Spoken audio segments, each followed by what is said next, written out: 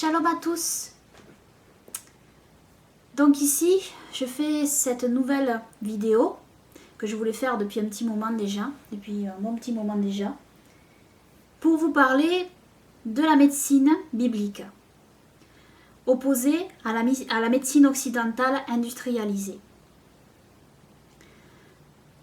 Donc ici, il faut bien distinguer donc la médecine biblique de cette médecine occidentale industrialisée qui est régie en fait par un système babylonien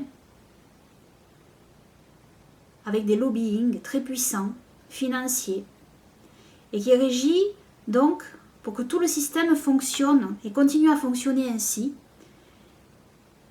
et qui a façonné notre façon de penser pour que nous croyions que cette médecine est la seule médecine qui vaille. Alors qu'en réalité, c'est tout le contraire. En réalité, cette médecine s'oppose à la médecine biblique thoraïque. Et je vais expliquer pourquoi. Tout d'abord, je veux dire une chose. Après avoir dit cela, je ne blâme pas certains médecins, je ne blâme pas certaines personnes qui travaillent dans le corps médical, qui pensent faire bien et qui aident aussi des gens, car bien sûr, dans ce système imparfait, il est vrai qu'ils aident aussi des gens et qu'ils soignent aussi dans une certaine mesure et qu'ils sauvent aussi des vies. Par exemple, en cas d'urgence, bien évidemment, en cas d'accident, des chirurgies d'urgence peuvent sauver des vies, bien évidemment. Je ne nie pas ce fait. Et je ne nie pas qu'ils sauvent aussi des vies. Ce n'est pas ça.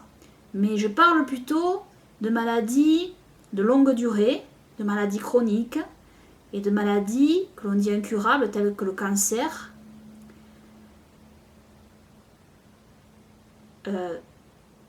Et je parle de ces maladies-là qui sont traitées par des médicaments très dangereux, qui sont bien plus dangereux que la maladie elle-même. Et ça, on ne vous le dira pas dans les masses médias. Car il faut savoir, par exemple, en prenant l'exemple du cancer, que la chimiothérapie est bien plus dangereuse que le cancer et que les gens, la majorité des patients qui entrent dans ce système pour soigner leur cancer, meurent de la chimiothérapie et non du cancer. Car la chimiothérapie consiste à détruire les cellules cancéreuses, mais malheureusement, elle détruit aussi toutes vos cellules saines. Sachez bien que un traitement qui fait perdre tous les cheveux est un véritable poison. On ne perd pas ses cheveux s'il n'y a pas quelque chose qui cloche dans le corps. Donc véritablement, la chimiothérapie est un poison mortel. Et ça, on ne le dit pas suffisamment. Alors c'est vrai qu'il y a des gens qui survivent à la chimiothérapie. Je dis bien qu'ils survivent à la chimiothérapie, qui sont dits guéris du cancer. Yahweh Elohim peut sauver des gens dans ce milieu-là. Il peut les sauver de la chimiothérapie et du cancer. C'est vrai. Ce sont aussi des gens qui résistent mieux à la chimiothérapie. Mais il faut dire cette vérité que ce sont des cas rares. Très rares. La majorité des gens qui entrent dans ce système de chimiothérapie en meurent. Et ils meurent bien souvent de la chimiothérapie avant de mourir du cancer. Ça, il faut le savoir, il faut en avoir bien conscience. C'est ça la vérité qui n'est jamais dite dans les masses médias. Donc elle doit être dite. Et bien des médecins qui sont sortis de ce milieu parlent, surtout dans le milieu anglophone, ils parlent de tout cela, ils en parlent, ils disent la vérité sur cela, sur ce sujet, et ils sont montrés du doigt par la communauté médicale occidentale. Malheureusement, c'est le non-dit dans les masses médias qui sont bien sûr dans ce système babylonien. Donc tout ce système est fait pour s'auto-promouvoir et faire que vous croyez que c'est le seul système qui vaille et dans lequel il faut que vous entriez. Donc voilà, je tenais à faire le point sur cela et à dire cette vérité.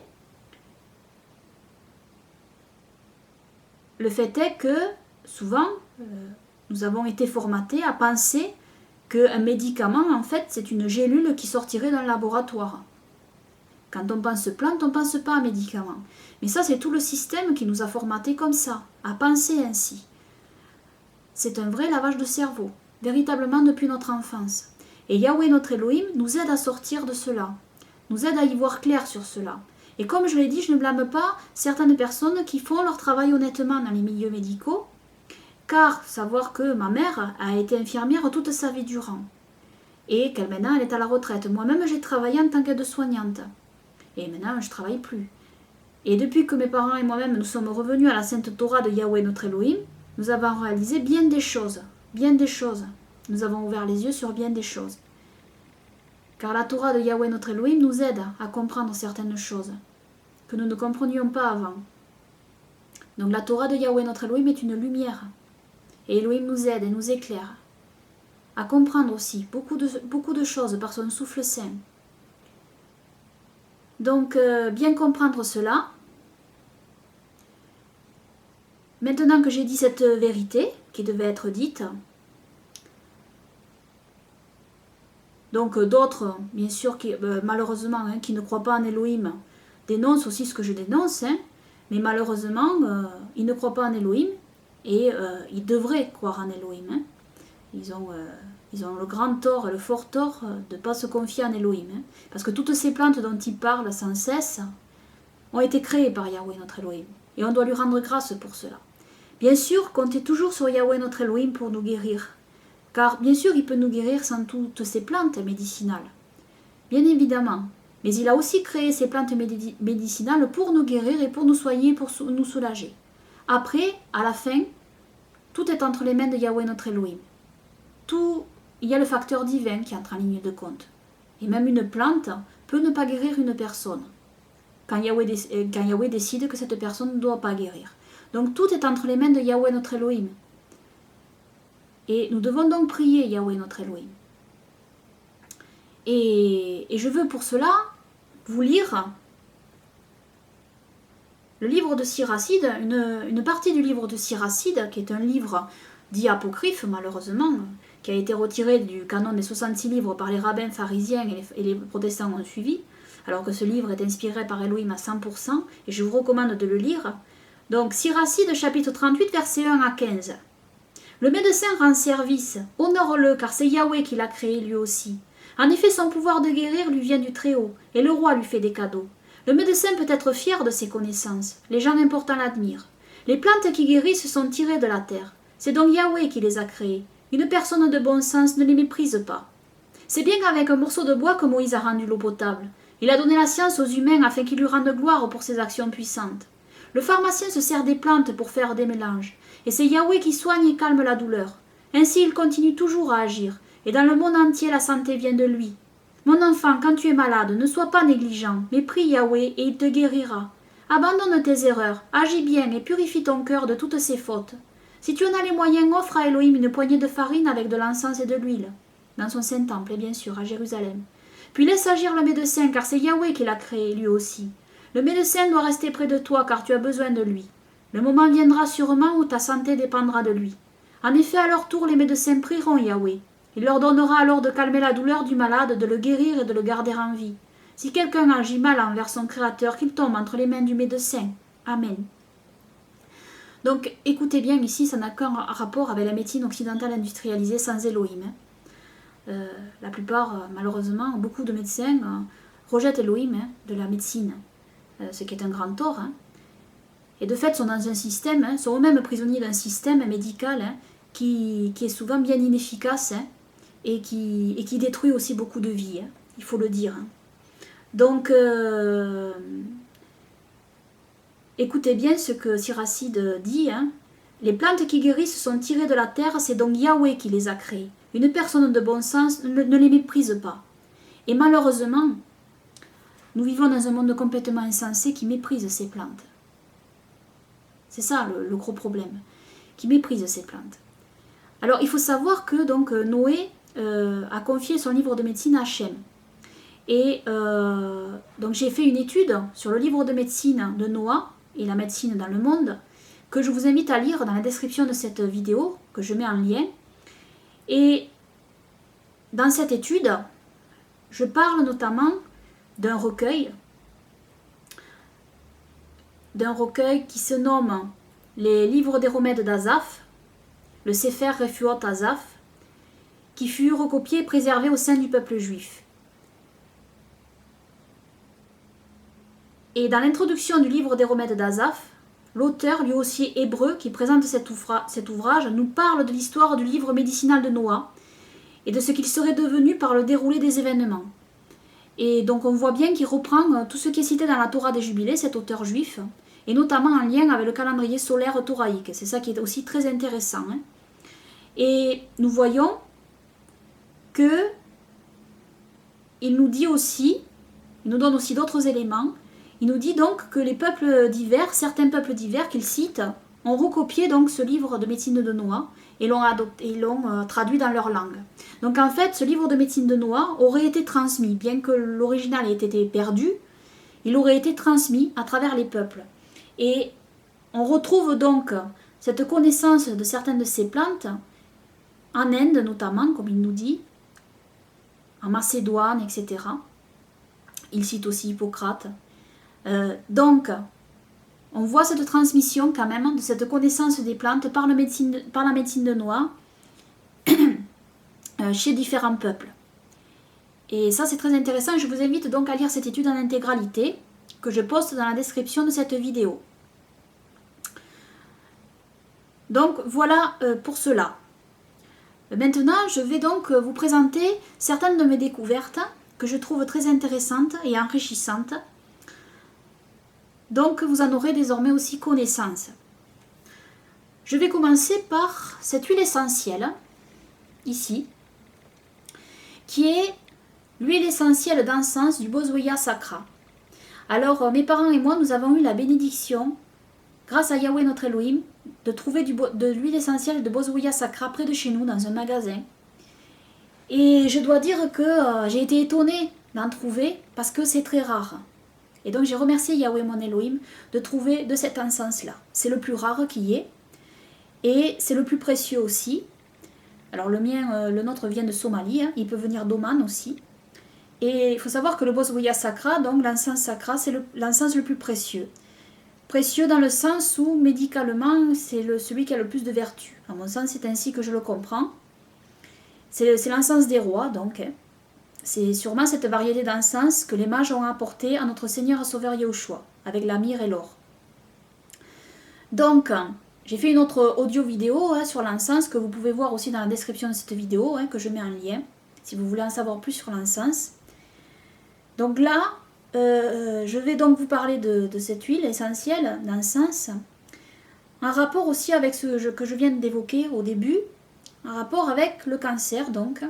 Il a été prouvé donc que cette huile essentielle soigne le cancer et s'attaque aux cellules cancéreuses. Donc détruit les cellules cancéreuses. Ça a été prouvé scientifiquement. Et ça, vous ne l'entendrez pas dans les masses médias. Il faut savoir donc, comme je l'ai dit déjà dans mon audio précédente sur l'encens, ce que vous entendez parfois appeler encens dans certaines boutiques, quand vous voyez des bâtonnets brûlés, sachez que ça n'a rien à voir avec l'encens. L'encens est une résine qui vient d'un arbre spécial, le Boswellia, qui pousse dans certaines régions du monde, en Somalie, en Oman, en Éthiopie et en Inde. Donc, véritablement, ne pas confondre, car ces bâtonnets ne sont en rien de l'encens. C'est une usurpation de termes. Ça, il faut bien en avoir conscience. Donc, véritablement, avoir conscience de cela et avoir conscience donc que cette huile essentielle soigne le cancer et détruit les cellules cancéreuses. Nous-mêmes, nous avons trouvé un témoignage sur internet d'une personne qui avait une tumeur sur la peau et qui s'est soignée avec l'huile essentielle d'encens. Donc,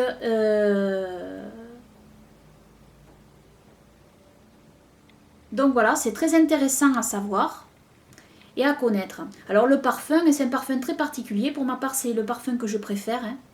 C'est dès qu'on sent cette odeur qui monte, On sent que ça purifie l'air de la pièce. Hein.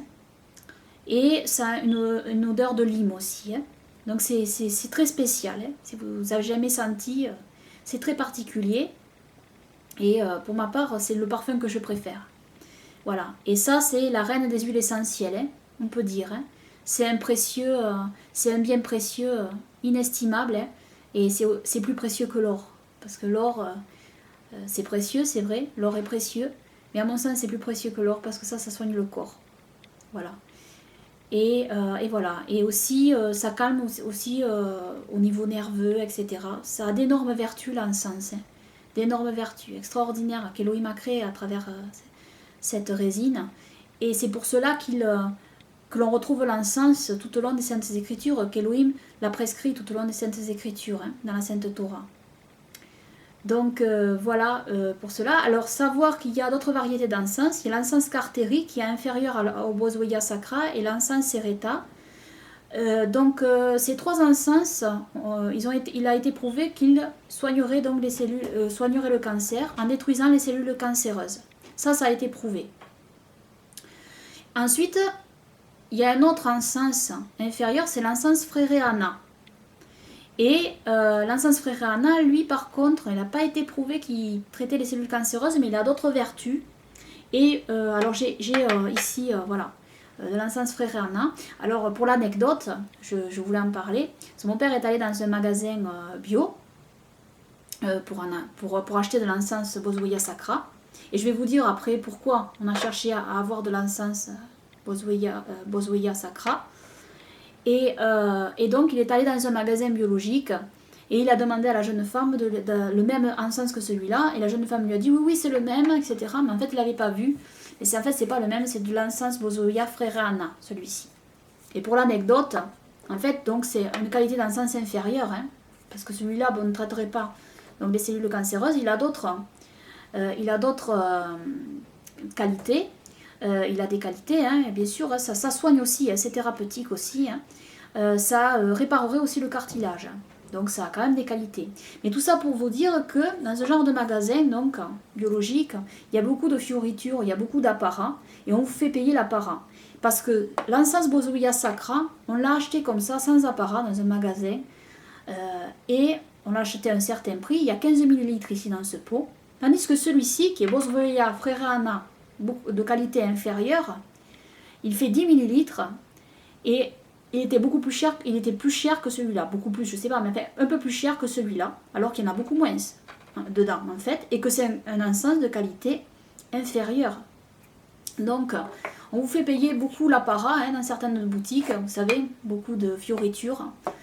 Mais en fait, ce qui compte, c'est vraiment l'encens qui est à l'intérieur. C'est ça qu'il faut regarder surtout. Hein.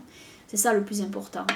Donc, véritablement, bon, bien faire attention. Ça, c'était pour l'anecdote. Hein. Donc, voilà. Alors, pourquoi je parle notamment du Boswellia sacra?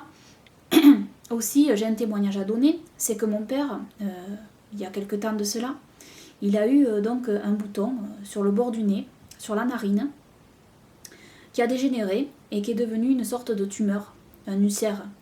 Et la narine a été toute mangée, pratiquement toute mangée par une sorte d'ulcère, pas beau à voir du tout, qui suintait, qui saignait, et très moche, hein, très très moche. Alors on ne sait pas si c'est cancéreux ou pas. En tous les cas, bon, on n'est pas allé voir de médecin parce que nous, on se repose que sur Yahweh, notre Elohim. Et alors, du coup, je savais que l'encens était anticancéreux et du coup, on avait fait des recherches. Il avait trouvé ce témoignage de cette personne qui disait qu'il avait soigné une tumeur qu'il avait sur la peau avec de l'encens. Et donc, mon père a commencé le traitement avec l'encens il y a quelques temps de cela. On a vu donc un petit changement au niveau de la plaie. Ça semblait aller mieux, hein, au niveau de la plaie. Mais ça n'allait pas très très très vite quand même. Donc, j'ai fait d'autres recherches sur internet. Et puis, alors là, je suis tombée sur quelque chose qui m'a étonnée, grandement étonnée. Le bicarbonate de soude. Alors, ne pas confondre avec la poudre à lever, hein, Je crois qu'il y a de l'aluminium dedans. Enfin, vous pouvez vraiment prendre du bicarbonate de soude pur. Et là, à mon grand étonnement, j'ai découvert que le bicarbonate de soude soignait et guérissait le cancer. Alors vous allez dire, mais qu'est-ce qu'elle raconte, tout ça? C'est pas possible. Ça paraît trop, quoi. Ça paraît trop énorme pour être vrai. Mais en fait, ça semble être vrai. Et je peux même en témoigner. Je peux témoigner de l'efficacité du bicarbonate de soude. Et alors j'ai fait plusieurs recherches. Il y a même des gens du corps médical qui en ont parlé, du bicarbonate de soude, qui sont sortis d'ailleurs du milieu médical, bien sûr, et qui en ont parlé. Et ils soigneraient donc le cancer. Et alors je suis tombée sur un autre témoignage. Alors il faut se chercher aussi dans le milieu anglophone, parce qu'on trouve beaucoup plus que dans le milieu francophone. C'est beaucoup plus fourni au niveau de tout cela. Et j'ai trouvé un témoignage d'une dame qui disait donc que sa mère était atteinte d'une tumeur cancéreuse de la peau au niveau de la tête. Et elle a montré des photos. Et elle a décidé d'utiliser du bicarbonate de soude à part égale avec de l'huile de noix de coco biologique. Alors nous utilisons de l'huile de noix de coco biologique. Il faut qu'elle soit non raffinée et vierge.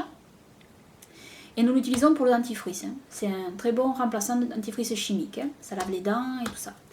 Donc je vous le recommande. Donc une cuillère à thé de bicarbonate de soude avec une cuillère à thé d'huile de noix de coco biologique non raffinée vierge. Elle a fait sa pâte et elle a mis cela sur la plaie, la tumeur de sa mère. Et elle a montré jour après jour l'évolution.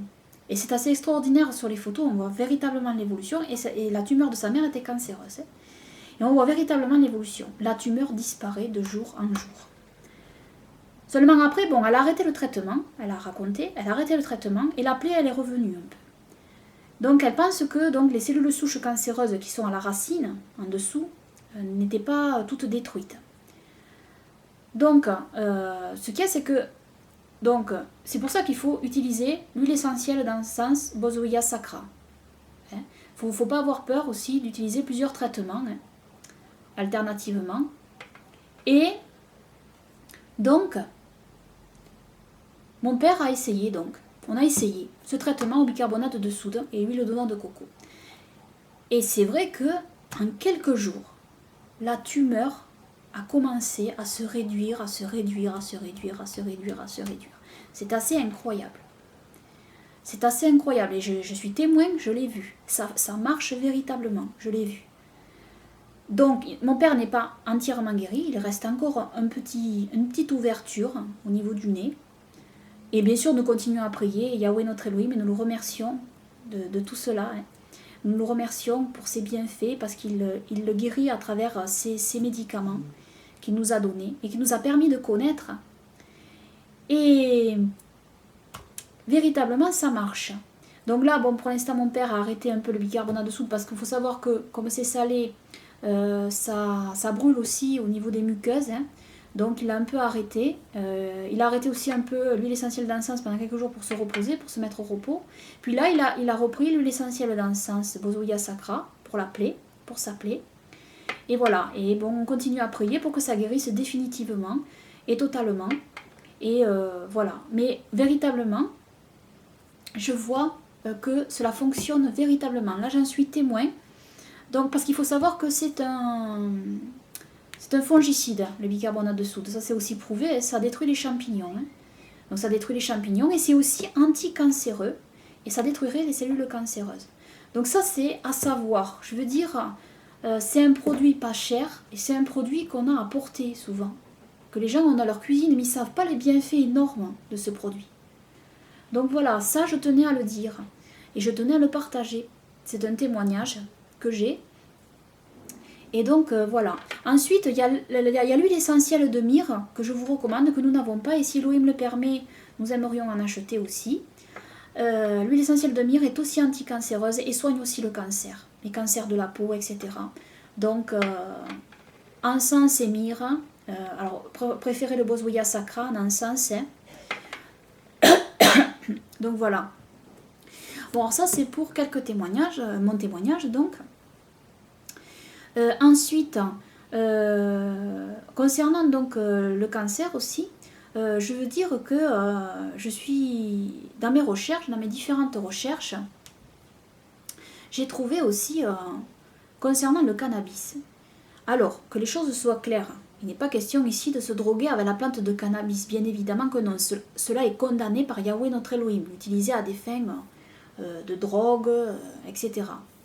À des fins abusives de drogue. Et bien sûr, ne pas le fumer, car nous ne sommes pas des cheminées. La fumée ne fait absolument pas de bien, et fait du mal, et détruit les poumons, et cancérigène, etc. Hein. De n'importe quoi que vous fumez, c'est cancérigène en fait, si vous l'avalez par la bouche. Hein. Donc, absolument pas fumer. Nous ne sommes pas des cheminées. Hein.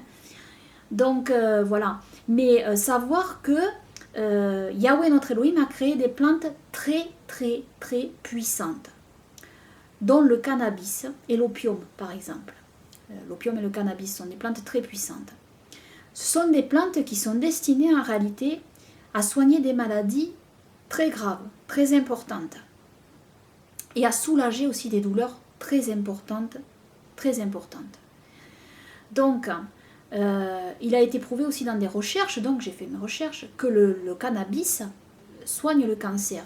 Des gens auraient été guéris avec des traitements au cannabis. Donc au Canada, là, j'ai vu qu'il y a des traitements donc, au cannabis qui sont une alternative à la chimiothérapie, et des gens atteints de cancer se soigneraient donc avec des traitements au cannabis. Et donc il y a un chercheur qui a mis en vente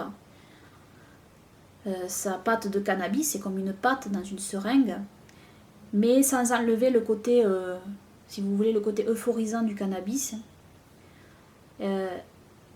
Par contre, d'autres enlèvent le côté euphorisant du cannabis et ne vendent que le produit qui est efficace contre le cancer, et c'est notamment en France, hein, parce qu'il est interdit de vendre le cannabis avec ce produit euphorisant, hein, qui fait que les gens se droguent avec, en fait, en gros, hein, voilà. Donc, tout ça pour dire que quand même la plante de cannabis a des vertus assez extraordinaires. Et que quand vous en entendez parler dans les médias, vous en entendez parler que pour son côté négatif, parce que malheureusement, les gens rebelles envers Yahweh notre Elohim ont l'art de tourner le bien en mal, de transformer le bien en mal. Et c'est ce qu'ils font aussi avec ces plantes. Donc, voilà, je tenais à dire ça. Hein. L'opium, c'est pareil. Hein. Donc, ce sont des plantes créées par Yahweh notre Elohim pour des cas bien particuliers. Et bien sûr, ce ne sont pas des plantes à prendre quotidiennement comme vous prenez certaines feuilles de salade médicinales que vous pouvez prendre quotidiennement dans votre vie. Ce sont des plantes là particulières qui sont à prendre occasionnellement, parce que si on les prend en permanence, ça peut devenir un poison. C'est-à-dire ça peut faire l'effet inverse à l'arrivée. Il faut faire attention avec les plantes. Hein. Les plantes, c'est pas non plus anodin. Parce qu'il y a des plantes qui sont plus ou moins puissantes les unes que les autres, et qui servent à des choses bien déterminées. Et malheureusement, les êtres humains ont perdu la connaissance de ces plantes. Seules quelques rares personnes ont gardé cette connaissance et ont étudié véritablement les plantes et ont cette connaissance des plantes. Et avant, c'était le cas avec les herboristes.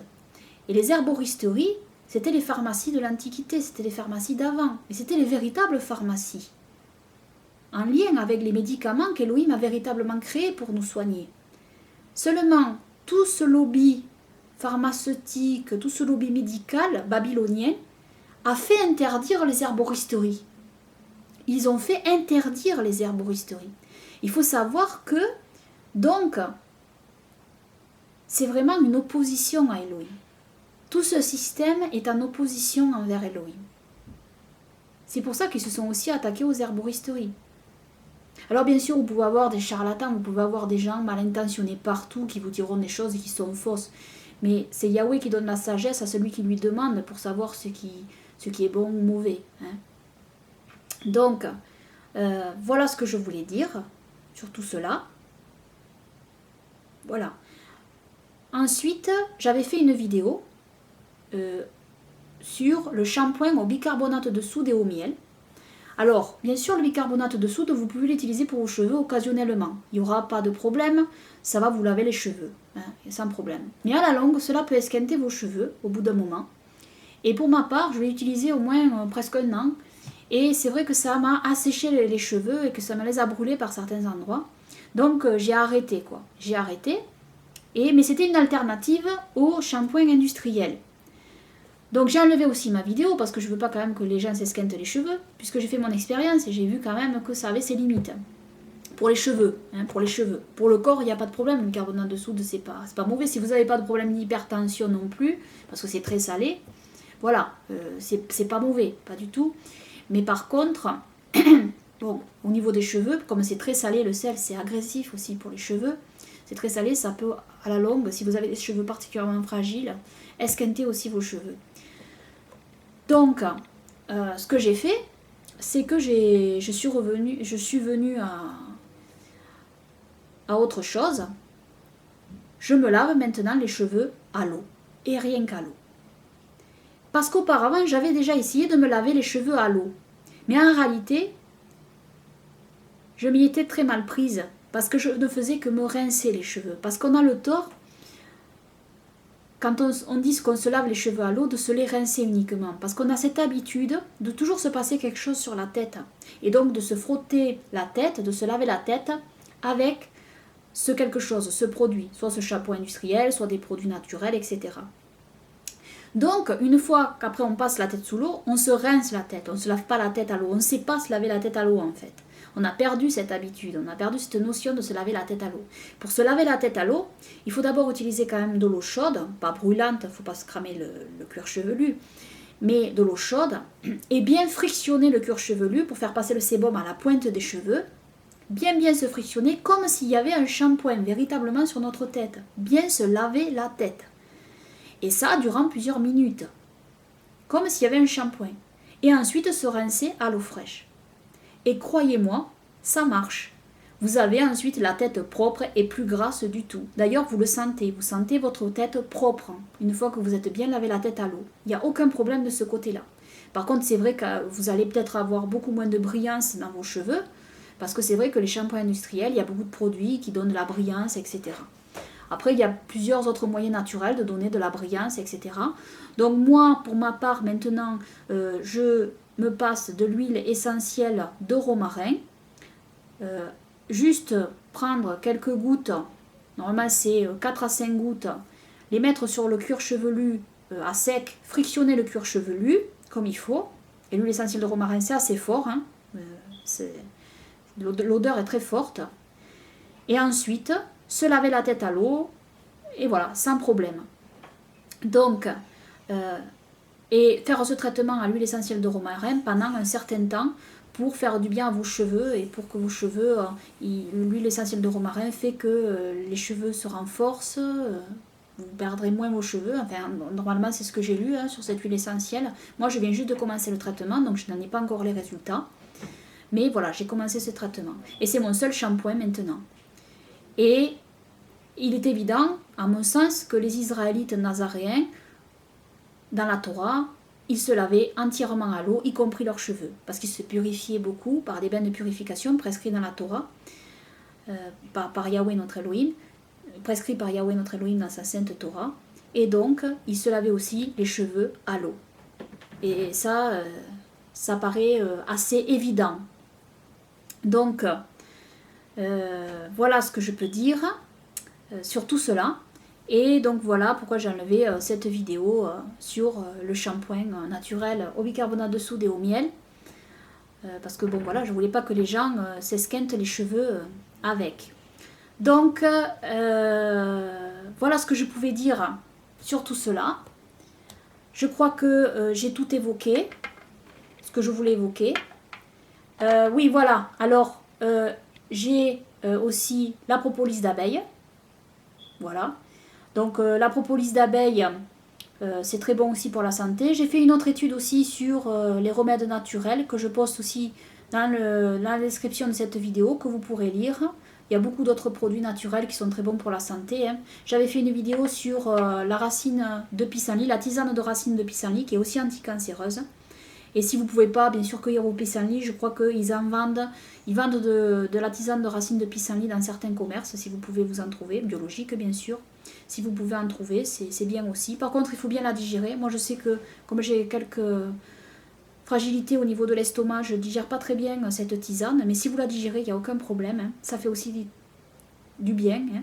Et voilà, c'est aussi anti-cancéreux. Il y a eu des témoignages aussi là-dessus, que j'ai mis dans une de mes vidéos aussi. Donc véritablement, Yahweh notre Elohim nous a donné des remèdes merveilleux pour nous soigner. Et donc voilà ce que je pouvais vous dire dans cette vidéo. Et je crois que j'oublie rien. Enfin, j'espère ne rien oublier, vouloir vous dire. Parce que je fais cette vidéo dans les conditions du direct. Hein. J'essaye de ne pas couper. Et je fais cette vidéo sans coupure. Donc j'espère ne rien oublier. Et donc je vous dis shalom à tous. Et je rends grâce et je rends gloire à Yahweh mon Elohim et à mon Seigneur et Sauveur Yahushua. Amen, amen.